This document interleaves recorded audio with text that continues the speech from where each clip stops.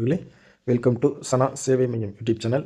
நம்ம சேனலில் தற்போது என்ன செய்தி பார்க்க போகிறோம் அப்படின்னா, ₹1 கூட வரி செலுத்தாத முத்தான 3 திட்டங்கள் குறித்து பார்க்க போகிறோம். அதுக்கு முன்னாடி நம்ம சேனலை சப்ஸ்கிரைப் பண்ணாதவங்க சப்ஸ்கிரைப் பண்ணிக்கங்க. நாம் அனைவருமே ஓடி ஓடி உழைச்சிட்ருக்கோம், கை நிறைய சம்பாதிக்கிறோம். ஆனால் எவ்வளோ தான் சம்பாதிச்சாலும் அது குடும்ப செலவுக்கே போதுமானதாக இருக்குது. ஆனால் சேமிப்பு என்பது முக்கியமானதாக இருக்குது. ஆனால் அது நம்மள்ட்ட குறைவாக தான் செஞ்சிட்ருக்கோம். நம்முடைய வருமானத்தில் ஒரு சிறு தொகையாவது சேமிப்பில் போட நாம் கற்றுக்கொள்ளணும்.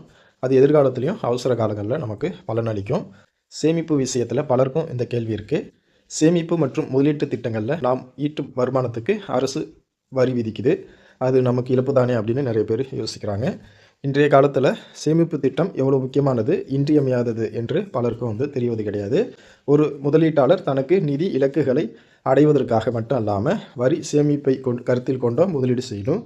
நமக்கு கணிசமான வருமானத்தை வழங்குவதோடு மட்டுமல்லாமல் வரிகளையும் சேமிக்க உதவும் சில அரசு திட்டங்களும் இருக்குது. அதை நம்ம பார்க்கலாம். பொது வருங்கால வைப்பு நிதி திட்டம். பொது வருங்கால வைப்பு நிதி PPF என்பது ஒரு பிரபலமான அரசு முதலீட்டு திட்டமாக இருக்குது.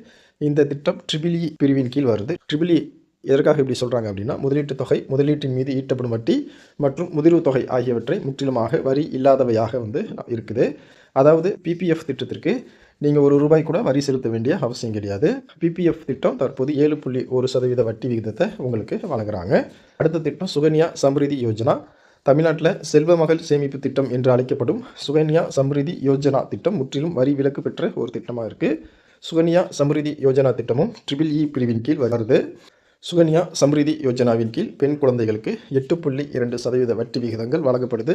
வேறு எந்த திட்டமும் பெண் குழந்தைகளுக்கு இவ்வளவு வட்டி விகிதங்களை வழங்குவது கிடையாது.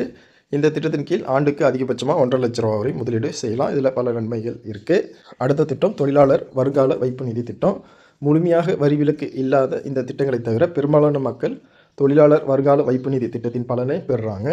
இருப்பினும் 2021 ஏப்ரல் 1 முதல் ஒரு ஊழியரின் EPF திட்டத்திற்கான வருடாந்திர பங்களிப்பு 2.5 லட்சத்திற்கும் குறைவாக இருந்தால் நீங்கள் ₹1 கூட வரி செலுத்த தேவை கிடையாது. இந்த பங்களிப்பு 2 லட்சத்திற்கும் அதிகமாக இருந்தால் நீங்கள் வட்டிக்கு வரி செலுத்தணும். 2025-2026 நிதியாண்டிற்கான EPF கணக்குகளுக்கு 8.25% வட்டி விகிதங்களை அரசு வழங்குறாங்க. உங்களுக்கு இந்த திட்டத்தில் எந்த திட்டம் சேர விருப்பம் இருக்கோ நீங்கள் அதில் சேர்ந்து பயன்பெற்றுக்குங்க. நன்றி.